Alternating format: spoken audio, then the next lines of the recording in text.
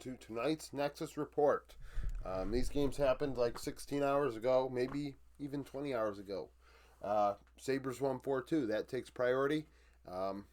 Sabres take priority over the videos. Videos still come out day of. So we got some news, some games. So Disguised Surdy is officially going to be the top laner now that Castle's with Lion. Surdy played last season sparingly. We saw him play with Dignitas as in some capacity, of course. We saw how that ended, kind of ugly. Surdy is kicked around from many orgs. I believe he played in the academy systems of EG, Team Liquid, FlyQuest. I want to say even more than that. Feel like players that kick around from org to org, and he's seen very highly by the community, but it's like, well, a player that gets kicked around that many times, it makes you wonder why they're not getting a chance. This is another chance for him. Disguised are not complete ass, so if he struggles, it's hard to blame his teammates. Not to say he does necessarily, but it would be hard to say, oh, well, it's the team. Castle won lane on this team. So Surdy had a 2 KDA, 57 KP, 7.3 CS per minute last season. That's pretty low. 152 ROI, 2.1 share differential. That's not great given the low farm. Vision wasn't great. Behind 150 gold, nearly 500 XP. That's going to have to get better. He has to go even in lane. Otherwise, it will feel like a drastic difference in Castle and top lane. 1 solo kill every 4 games, 2 new champions every 5 games. We'll see how Surdy does for Disguised. LCK, Nongshim, gen.g, very strong in this one, despite being behind 9,000 gold in Game 1. Technically, they were ahead for the majority of that game because they stacked a couple really impactful Drakes. I think they took a Hextech and a Cloud very early on, back-to-back, and the value of those 2 Drakes is pretty strong gold value-wise. Not to say it offset a 9,000 gold lead, but it did offset like a couple thousand. And that allowed them to be technically in the lead for a while. So they were ahead for 84% of this series. Nongshim had 3 Barons, Gen.g as well. Gen.g took 7 of 11 Drakes. Where Nongshim went wrong is they averaged negative 282 a Baron. That's how you lose games. Gen.g averaged 2,500. Duro had 2 solo 2v2 kills, going 3-4-40, 81 KP. Chovy, 27 damage shares. He beat up on Scout, up 780 gold at 15 minutes. Diable, 2 solo 2v2 kills, 9-7-13, 40% of damage, 79 KP. He and Lahens up 370 gold into Ruler Duro. That's back-to-back series where these two are leading their lane. Keen had a solo up 800 gold into Kingan. Canyon and Lahens also with solo kills in this series. DNS, HLE very strong, ahead for 93% of this series despite not taking a Baron. DNS took 2. They averaged, I don't have it on there, it was like negative 2,700 or some shit. It was terrible.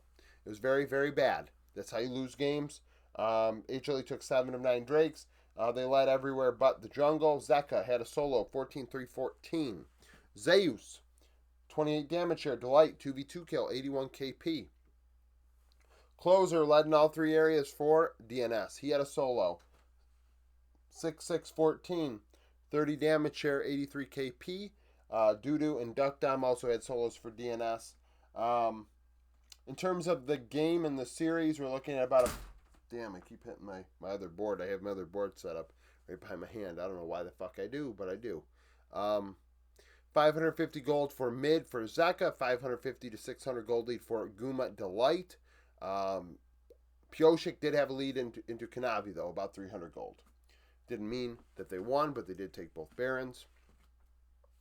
LPL, Team Wee IG. Surprised Team Wee won this. But they came through. The bot lane duo being a big reason why. IG did set the pace in the early game. Game 2, they were super strong, and that kind of scuffed the stats. Like, they smoked Team Wee in Game 2, but couldn't get it done in Game 3 to follow it up. Team Wee took 5 of 12 Drakes, but they took both Barons in this 2-1 win. Cube, 5-3-21, about 2 solo 2v2 kills, 36% damage share. Monkey, in his return, solo kill, 70 KP. Team Wee only averaged 780 gold a Baron. Wei had a solo for IG. He went 10, 8, and 20, 75 KP. Nia, 26 damage share. Slightly ahead of Karis, 160 gold. Wei, a 500 gold lead into Monkey. But Jackie, 3 solo 2v2 kills for IG. Era had 2, and Breathe had 1. JDG Tez, JDG went 2-1. JDG very strong, even in game 2 in the early game, despite losing it. Their gold lead was very much felt. We look at here, they average about 3,300 gold lead at 15 minutes, 2,100 of that being in the bot lane duo. Gala Vampire really dominated Jackie and Feng Yu. Gala had 2 2v2 kills, 15, 3, and 16. Hong Q had 2 solo kills, 28 damage share, both in game 3. Vampire had a 2v2 kill, 78 damage share. JDG only 1,800 gold to Baron.